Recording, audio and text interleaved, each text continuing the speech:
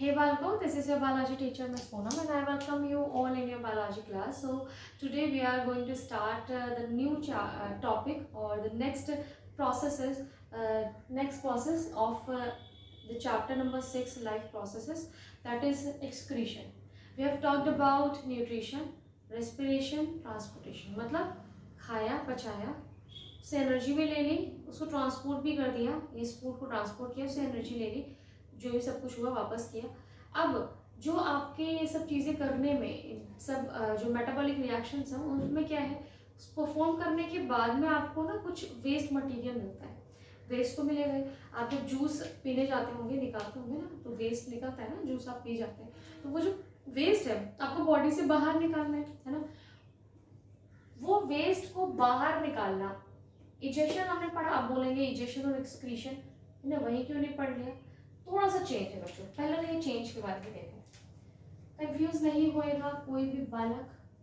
Excretion और आपके egestion, इन दोनों टर्म्स में, इन दोनों क्या है, रिमूवल ऑफ द वेस्ट में डिफरेंस है। ये दोनों ही क्या है, रिमूवल ऑफ वेस्ट है। दोनों ही रिमूवल किस तरीके का वेस्ट है, रिमूवल ऑफ वेस्ट है। ये दोनों ही रिमूवल ऑफ वेस्ट मटेरियल, दोनों क्या है, removal of waste material. Excretion जो है वो किसका है, रिमूवल कर रहे हैं, रिमूवल, हाँ रिमूवल, और इसको बोल सकते हैं आप एलिमिनेशन।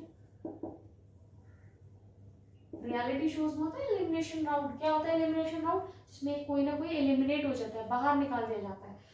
तो elimination of metabolic waste, metabolic waste का रिमूवल होना इज व्हाट एक्सक्रीशन। अब देखो मेटाबॉलिक क्या है, मेटाबॉलिज्म अभी वो भी बताते हो। ये क्या है, removal of the undigested food,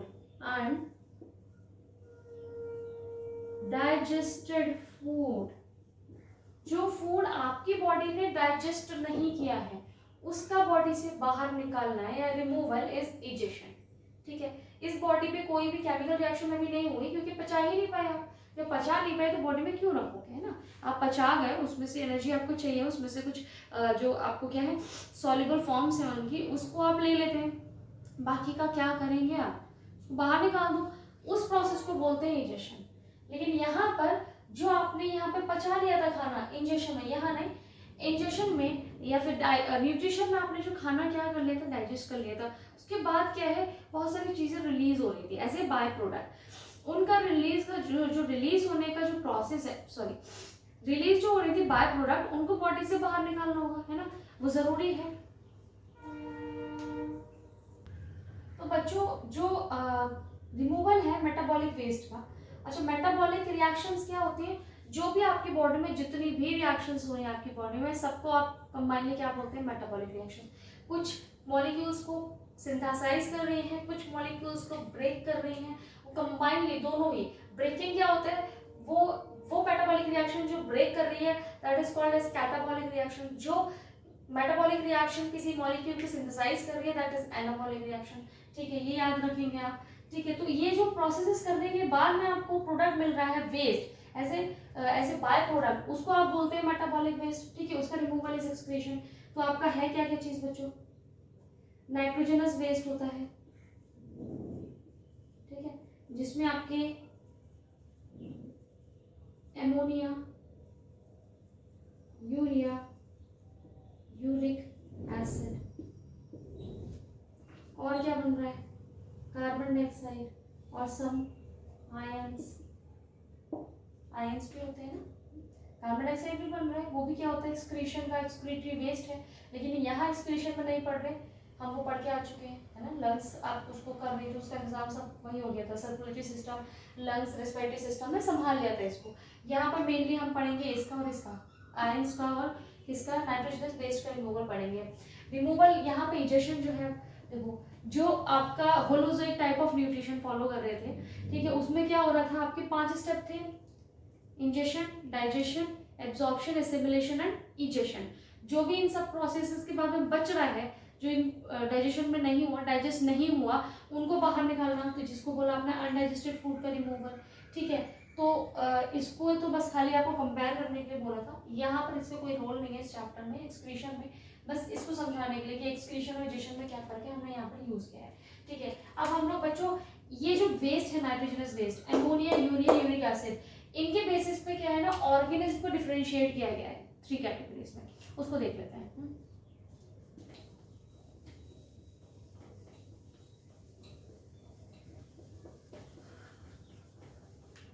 क्या होता है, जो भी ऑर्गेनिज्म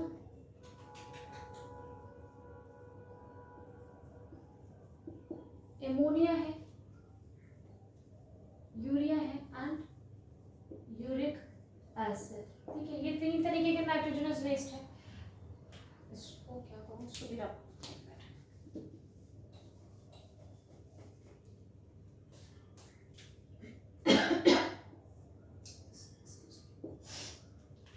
ठीक है।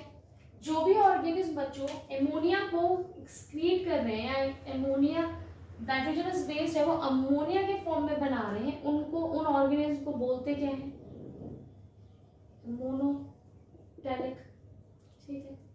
यूरिया जो निकालते हैं बच्चे, बच्चे नहीं, जो ऑर्गेनिज्म नाइट्रोजनस वेस्ट किस नाइट्रोजनस मॉलिक्यूल के फॉर्म में क्या कर रहे हैं, फॉर्म कर रहे हैं, दैट इज यूरिया, उन ऑर्गेनिज्म को क्या कहते हैं, यूरियोटैलिक, क्या बोलते हैं, यूरियोटैलिक, यूरिकोटैलिक, इसको खुद ही आ गया होगा, आधे बच्चे तो बोलने में लगे होंगे, यूरिकोटैलिक,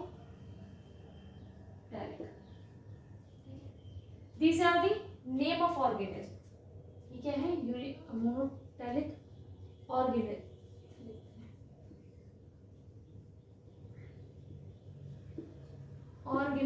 ठीक है, जो अमोनिया को फॉर्म कर रहे हैं एज अ नाइट्रोजनस वेस्ट, उन ऑर्गेनिज्म को बोलते हैं एमोनोटैलिक, यूरिकोटैलिक एंड यूरिकोटैलिक, ठीक है। इनमें आपके कौन कौन से आते हैं और कितनी, पहले ये देखते हैं आपको कितनी टॉक्सिसिटी है। तो जब आप बात करते हैं टॉक्सिसिटी लेवल की, कि इनमें से जो सबसे ज्यादा टॉक्सिक है वो कौन सा है, ये क्वेश्चन बन सकते हैं।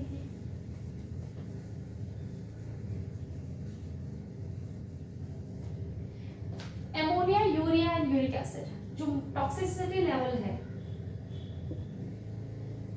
टॉक्सिसिटी लेवल जो है बच्चों, वो कैसे होता है, ऐसे डिक्रीजिंग ऑर्डर में,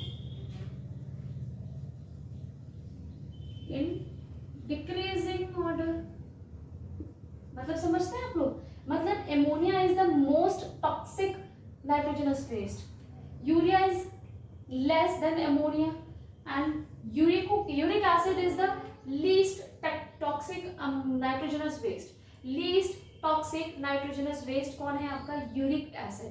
मोस्ट टॉक्सिक नाइट्रोजनस वेस्ट क्या है आपका, एमोनिया, ठीक है। अब टॉक्सिसिटी लेवल यहाँ पर समझ में आ गया, ठीक है। तो इनको जो वाटर की नीड, आपके इनको रिमूवल के लिए ना बच्चों वाटर की नीड होती है। जैसे एमोनिया बहुत ज्यादा टॉक्सिक है, तो उसको ऐसे ही कंसंट्रेटेड फॉर्म में करेंगे तो क्या है, ऑर्गेनिज्म के ऑर्गन्स को अफेक्ट करेगा, तो हम क्या करते हैं, इसको डाइल्यूट कर देते हैं, है ना, पानी में मिला लेंगे, तो जिसकी वाटर की नीड होगी, water need for the removal, ठीक है, इसकी क्या है, हाई है, हाईएस्ट, ये सबसे ज्यादा वाटर में क्या होता है, सॉल्युबल होके निकलेगा, ठीक है। यूरिया में क्या है, less than ammonia, less,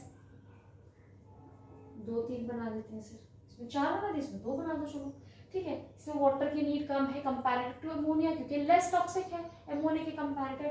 uric acid में नो नीड,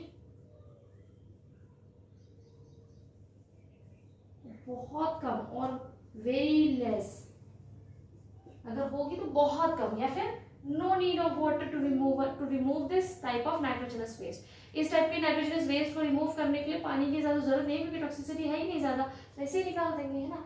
तो अब इन बेसिस पे आप लगा सकते हैं अंदाजा कि बच्चों ये किस किस ऑर्गेनिज्म में मिलेंगे, इनकी टॉक्सिसिटी लेवल की बेसिस पे ये लेस होगी कंपैरेटिव टू एमोनोटैलिक।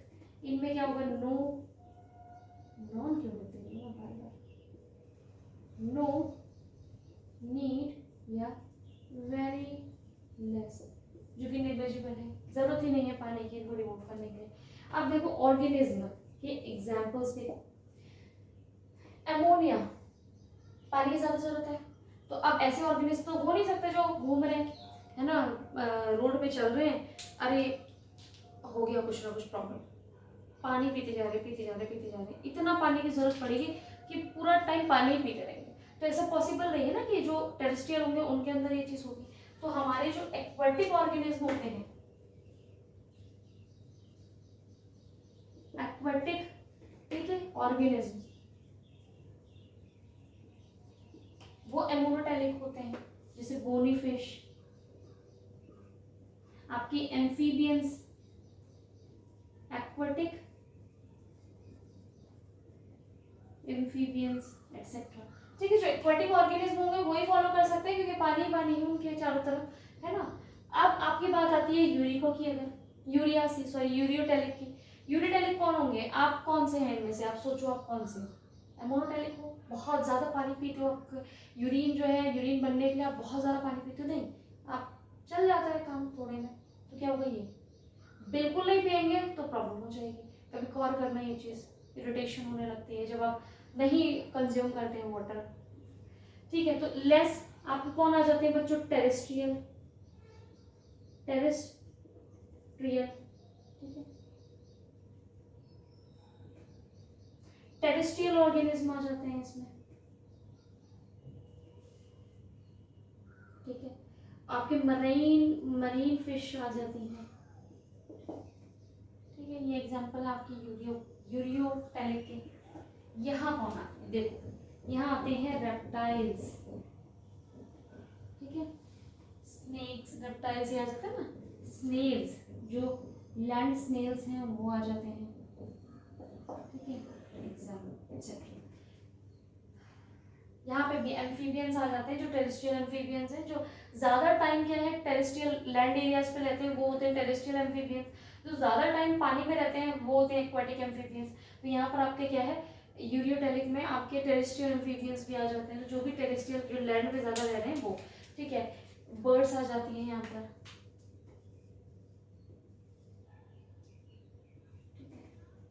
तो ये तो एग्जाम्पल आपके हो गए बच्चों। एग्जाम्पल के साथ में आपके जो नाइट्रोजन वेस्ट के अकॉर्डिंग आपने क्या है ऑर्गेनिज्म को क्लासिफाई किया है, उनके बारे में यहाँ हमने पढ़ लिया, ठीक है।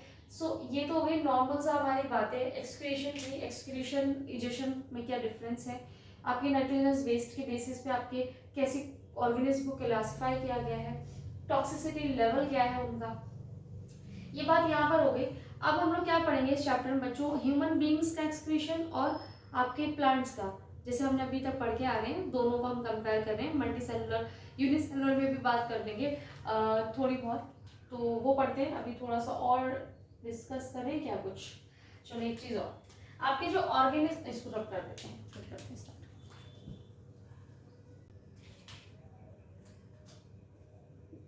रिमूवल ऑफ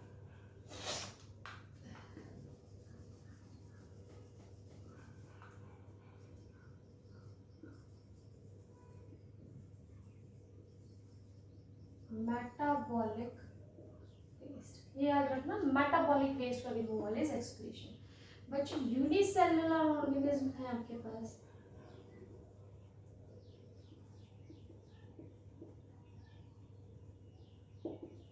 और दूसरी तरफ है आपके पास मल्टी सेलुलर ऑर्गेनिज्म।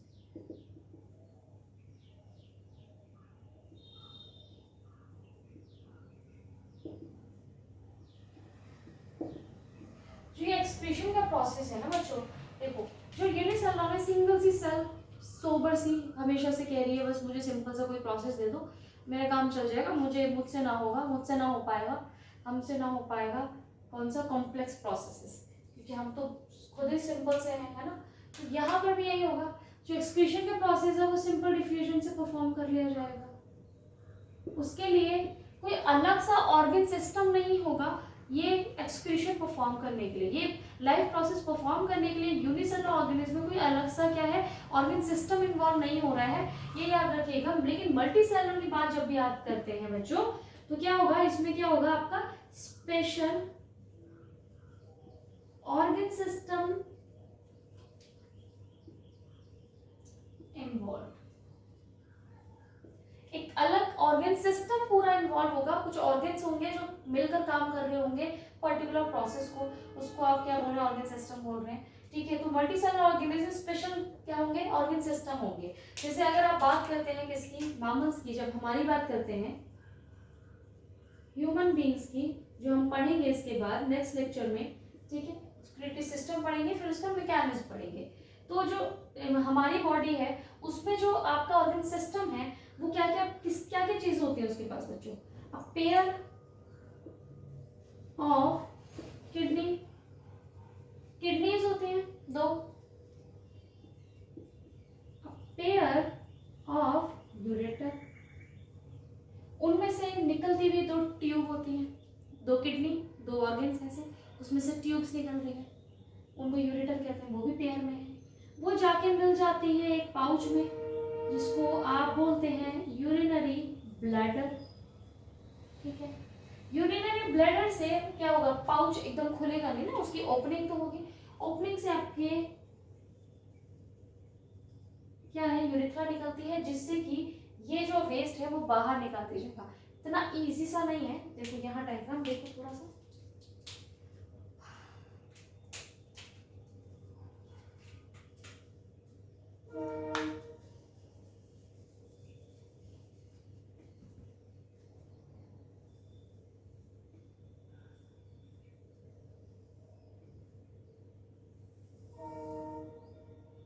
यहां से बच्चों क्या है, ट्यूब निकली,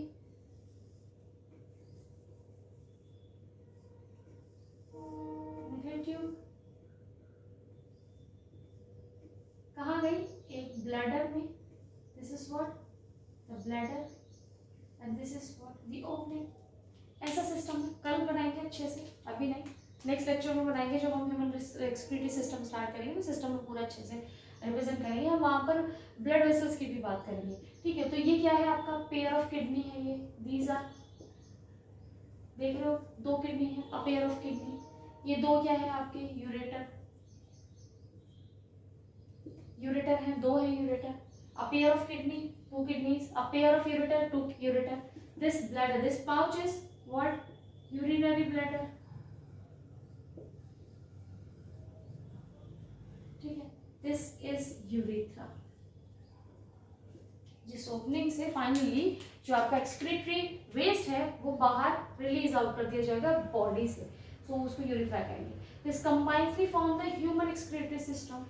इतना इजी नहीं है, किडनी के अंदर भी आप भी कट कर करके आप देखेंगे कहाँ क्या हो रहा है, उसकी यूनिट क्या है वो बात करेंगे। तो यहाँ तक आपको समझ में आया होगा, बहुत इजी से समझ आ ही गया होगा, पूछना क्या है उसमें, ठीक है। तो आज के लेक्चर के लिए इतना काफ़ी है as a introduction. In our next lecture we'll start the human excretory system, and in that system we'll talk about the parts of the excretory system first of all. Then in the next lecture we will next lecture we'll discuss about the I'll make you learn about the mechanism, ठीक है, कि कैसे आपका urine form हो रहा है, कहाँ हो रहा है, यहाँ यूरिन फॉर्मेशन नहीं होता है, लिवर में होता है, यहाँ से बाहर निकलता है, ठीक है। तो इस सब के बारे में हम अपने आने वाली क्लासेस में बात करेंगे। देखते रहिए वीडियोस, और तब तक गॉड ब्लेस यू ऑल, और पढ़ते रहिए।